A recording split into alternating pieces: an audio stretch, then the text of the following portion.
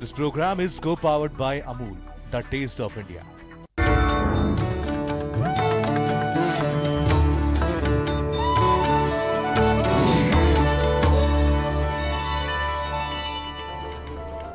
नमस्कार, मैं हूं आपके साथ ऋतु मिश्रा और आप देख रहे हैं हमारा खास कार्यक्रम नक्षत्र। ज्योतिष में रत्नों का बहुत महत्व है, लेकिन आजकल ये फैशन सिंबल बन चुका है। अंगूठी के साथ ही रत्न सभी प्रकार की ज्वेलरी में इस्तेमाल होने लगे हैं। क्या ये सही है? इसी विषय पर बात करने के लिए हमारे साथ स्टूडियो में मौजूद हैं आचार्य राजीव शुक्ला जी। गुरु जी, बहुत बहुत स्वागत है आपका। बहुत बहुत धन्यवाद। भारत समाचार के सभी विज्ञ दर्शकों को आचार्य राजीव शुक्ला का विघ्नेश्वराय वरदाय सुरप्रियाय लंबोदराय सकलाय जगद्दिताय नागाननाय श्रुति यज्ञ विभूषिताय गौरी सुताय गणनाथ नमो नमस्ते। इस प्रकार से विघ्नों को नाश करने के लिए बहुत सारी बातें बताई गई हैं, जिसमें रत्न, औषधि इत्यादि इत्यादि बहुत सारे मंत्र, तंत्र इत्यादि आते हैं। लेकिन इसमें रत्नों का अपना विशेष महत्व है। 9 ग्रह हैं, सबको विदित है, 7 प्रत्यक्ष और 2 छाया ग्रह।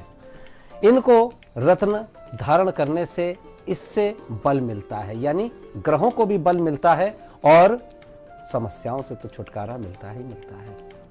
लेकिन सबसे बड़ी बात यह होती है कि जब समस्या ये आती है कि कोई भी रत्न व्यक्ति यदि लेता है सॉरी, शुरू करें? ठीक है, शुरू करें।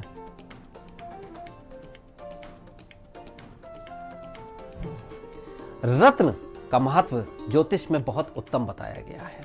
जिस प्रकार से सौर मंडल में 9 ग्रह स्थित होते हैं, इनकी अलग अलग तरंगें होती हैं। ऊर्जाओं के जो क्षेत्र होते हैं वो आपके हृदय पटल की ऊर्जाएं और मस्तिष्क की ऊर्जाओं से तालमेल बनाते हुए आपका डिसीजन यानी क्षमता, आपके विचारों की ये बढ़ाते हैं, कार्य क्षमता बढ़ाते हैं, कार्य कुशलता बढ़ाते हैं, समस्याओं से छुटकारा भी दिलाते हैं, क्योंकि किसी न किसी ग्रह की महादशा तो चलती ही रहती है। उसके अलावा गोचर में भी परिवर्तन आए दिन हुआ करते हैं। इन सब के बीच सामंजस्य अगर बनाने के लिए हमारे पास सर्वश्रेष्ठ कोई उपाय है तो उपासना पद्धति के बाद रत्नों का है। शरीर के ग्रहों का और शरीर से जो ग्रहों का तालमेल है वो जरूर बनाए रखना चाहिए। रत्न को धारण करने से सबसे पहले तो देखा गया है 2 प्रकार के होते हैं रत्न अगर धारण करें तो, प्रेशस एक सेमी प्रेशस। वैसे दोनों प्रकार के किसी भी प्रकार के रत्न को आप धारण करेंगे तो दरिद्रता तो आपकी धीरे धीरे कम होगी ही।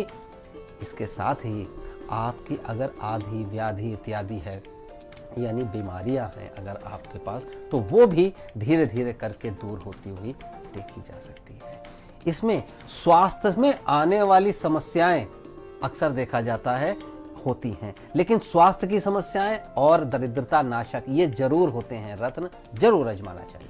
2 रत्न सबसे ज्यादा शक्तिशाली भी होते हैं और खतरनाक भी। इनके लिए क्या सावधानियां रखनी चाहिए, बताइए गुरु जी। जी देखिए, आपने जो बताया है, हीरा बहुत शक्तिशाली होता है, लेकिन अगर खतरनाक कहें तो रिस्की होता है। सोच समझ के विशेष ज्योतिष की सलाह लेने के बाद ही इसको पहनना चाहिए, क्योंकि आम व्यक्ति वैसे तो सौंदर्य के कारण, कीमत के कारण आम व्यक्ति नहीं पहन पाता है, लेकिन फिर भी ये शुक्र का रत्न बोला गया है।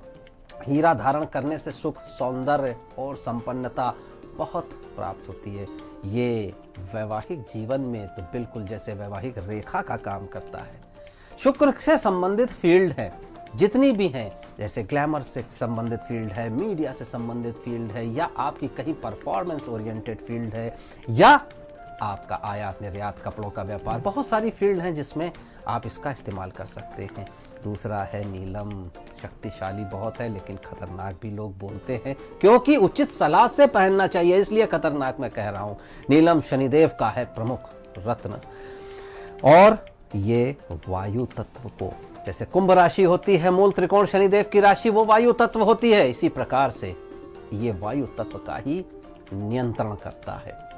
ये नीला होने के कारण इसको नीलम कहा जाता है। नीलांजनम समाभासम रविपुत्रम यमाग्रजम छाया मार्तंड संभूतम तम नमामि शनैश्वरम। ये विशेष होता है और माणिक के साथ भी पाया जाता है। ये बहुत ही विशिष्ट प्रकार की श्रेणी के रत्नों में से एक है। इसका विशेष समूह में नाम आता है। शनिदेव जरूर ध्यान रखिए, शनिदेव समंदर होते हैं, अपने पास कुछ नहीं रखते। अगर आपने मेहनत की है या आपने उनको प्रसन्न करने के लिए उपाय किए हैं तो निश्चित आपको लाभ देते हैं। लेकिन जांच के बिना, परख के बिना इसको धारण करना ये आपके लिए थोड़ा कतिपय कठिन हो सकता है। जांच परख करने के बाद इसको कुछ समय आप टेस्ट भी करें तो ज़्यादा अच्छा है। नीलम रत्न को बिना विशेष सलाह के नहीं पहनना चाहिए, और वैसे ही शुक्र, वैसे तो सारे ही रत्नों को सलाह के साथ ही, क्योंकि रत्न मतलब जैसे मैंने पहले बताया औषधि है, जानकार की नॉलेज से लेना चाहिए, रत्न है, जानकार की नॉलेज से लेना चाहिए। इस प्रकार की अन्य पूजाएं उपासनाएं होती हैं वो आप कर सकते हैं।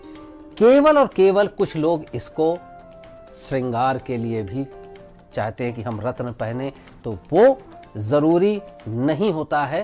श्रृंगार के लिए आप कुछ और प्रकार के रत्न पहन सकते हैं,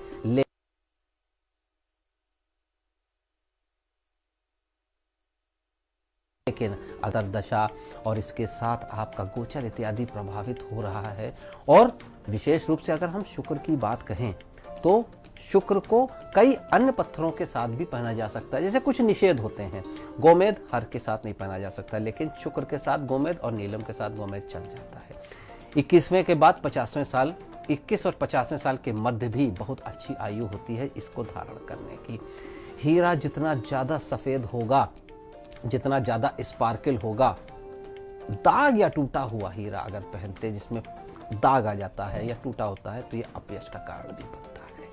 इस प्रकार से बिना कुंडली के तत्वों को जाने, शनि को जाने कि आपके शनिदेव कैसे प्लेस्ड हैं, क्या उनकी पावर है, तो स्वयं पहले जांच भी कर सकते हैं। आप पत्थर की भी जांच कर सकते हैं। प्रयास करें इसको लोहे और चांदी में ही धारण करें। नीलम को अगर हम बात करें तो नीलम को सोने में बहुत अनुकूल नहीं होता है, लेकिन कुछ लोग पहनते हैं। शनिवार को धारण करना, चूंकि शनिवार दिन है, और नीलम को बाएं हाथ में पहनने का भी कहीं ना कहीं प्रावधान बताया गया है। चौकोर नीलम पहनना बहुत शुभ होता है, और जब भी नीलम पहने तो शनिदेव को और भूत भावन भोलेनाथ को उनको समर्पित करके, अर्पित करके ही पहने। ऐसे बहुत सारे नियम हैं, आप सावधानी के साथ रत्नों को पहने। अगर किसी की कुंडली में ग्रह अशुभ फल दे रहे हैं तो संबंधित ग्रह का रत्न धारण करने से उस ग्रह के दोष दूर हो जाते हैं। लेकिन रत्नों को पहनने के कुछ खास नियम और खास दिन भी होता है। गुरुजी, उसके बारे में बताइए। बहुत विशेष बात है, क्योंकि इसमें भ्रांतियां दूर होती हैं। सूर्य की महादशा अगर चल रही हो तो माणिक के रत्न धारण करना चाहिए। रविवार के दिन रिंग फिंगर में माणिक्य को धारण करने का प्रभाव है। रत्न पहनने के लिए सूर्योदय का समय, सूर्योदय कालिक समय, आसपास का समय बहुत ही अच्छा और उत्तम रहता है। ये रविवार का दिन, चूंकि हर रत्न के दिन बने हुए हैं, अलग अलग होते हैं, दिन के हिसाब से भी पहना जा सकता है, क्योंकि जिस प्रकार से महादशा की अगर हम बात करें तो वो भी प्रभावित होती है। चंद्रमा की महादशा अगर चल रही हो तो बहुत साधारण सी बात है, मोती लोग बताते हैं, मोती धारण करते समय इसका शुभ दिन सोमवार ही होता है। सोमवार की संध्या काल अनामिका या कनिष्ठा में आप पहन सकते हैं, लेकिन इसके लिए ज़रूरी होता है कि महादशा चल रही हो या चंद्र बहुत अच्छा फल नहीं दे रहे हैं। कभी कभी शुभ फलों को बढ़ाने के लिए और अशुभ फलों को कम करने के लिए, ये केवल दो ही रीज़न होते हैं रत्न पहनने के लिए। शुभता को बढ़ाइए या अशुभता को कम करिए। मंगल की महादशा अगर चल रही हो तो मूंगा श्रेष्ठ बोला जाता है। मूंगा मंगल का ही रत्न है। ज़्यादातर दर्शक ये सारी चीज़ों को जानते हैं, काफ़ी जानकारी होती है, लेकिन संध्या काल के बाद पहनने का चलन है मंगल का और मंगल की महादशा। बुध की बात करें तो बुध की महादशा होने पे पन्ना जरूर पहनना चाहिए। पन्ना धारण का विशेष महत्व है। महादशा अगर बुध की चल रही हो तो कनिष्ठा में पन्ना आप दोपहर के वक्त ज़रूर पहन सकते हैं। केवल बुध में ही एक चीज़ ऐसी है कि आप अगर किसी भी विशेष परिस्थिति में महादशा में पहनते हैं तो आपको नुकसान नहीं होगा, लाभ जरूर होने की संभावना दिखती है।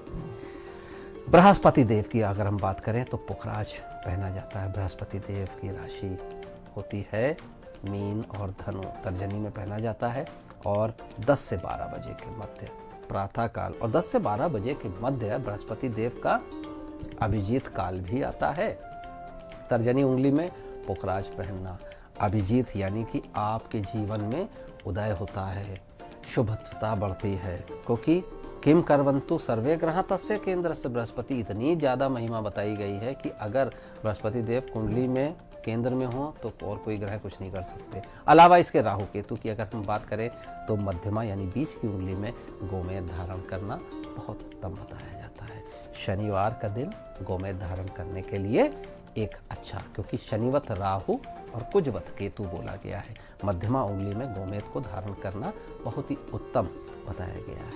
इससे राहु कृत दोष अपने आप धीरे धीरे करके नष्ट होते हैं, और अगर काल सर्प दोष भी है तो उसमें भी विशेष रूप से आप अगर पहनेंगे तो बहुत लाभ होगा। तो राहु केतु की अगर महादशा चल रही है तो भी इसमें विशेष आपको लाभ मिलेगा। और इसके लाभ के साथ ही आपको ये जरूर ध्यान रखना चाहिए कि भ्रम का कारक अगर है आपके जीवन में, एकदम से कुछ भ्रम आ गया हो या आपके कोई काम विशेष रूप से बनते बनते बिगड़ रहे हो, तो ज़रूर एक बार चेक कर लेना चाहिए कि आपकी कुंडली में राहु का और केतु का क्या हिसाब है। तो ये आप सब ध्यान रखें, आपको ये जानकारी आगे भी हम देते रहेंगे। बहुत सारे रत्नों को धारण करने से हमें अनेक प्रकार की बीमारियों से निजात मिल जाता है। गुरुजी, अब हमारे दर्शकों को ये बताइए कि कौन सी बीमारी के लिए कौन सा रत्न पहनना चाहिए। बहुत ही विशेष है, बहुत लाभकारी इन्फॉर्मेशन है ये। पन्ना अच्छी स्मरण शक्ति के लिए, विशेष रूप से जिनको काफ़ी प्रोजेक्शन का काम करना पड़ता है, नीलम रत्न है, गठिया है, मिर्गी है, हिचकी है इत्यादि में आप पहन सकते हैं। फिरोजा रत्न दैविक आपदाओं से बचाने वाला होता है। मरियम रत्न बवासीर या बहते हुए रक्त को रोकने के लिए बहुत कारगर है। माणिक रत्न रक्त की वृद्धि करता है, यानी ब्लड अच्छा सप्लाई करता है। मोती तनाव या स्नायु तंत्र इसको ठीक करता है। किडनी स्टोन, किडनी रोग के लिए निवारण करता है। मूंगा और मोती मुहासों के लिए भी, बॉयल्स जिनको बोलते हैं उसके लिए भी आपके लिए फ़ायदा कर सकता है। पन्ना अल्सर में, नीलम भी अल्सर में काम कर सकता है। पुखराज, लाजवत, मून स्टोन ये दांतों से संबंधित रोगों के लिए। गोमेद गले की खराबी के लिए आप ज़रूर धारण करें। माणिक, मूंगा, पुखराज सर्दी, खांसी, बुखार जैसे बार बार होता है ये पहन सकते हैं। पुखराज दुर्घटना से बचने के लिए, और बार बार दुर्घटना होने पर विशेष रूप से पुखराज पहने।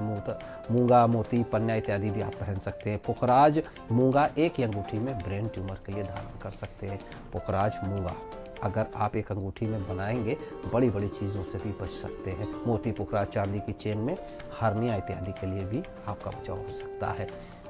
यानी ये सब जो असाध्य रोग होते हैं इसमें विशेष रूप से कार्य करने आते हैं ये सारे रत्न।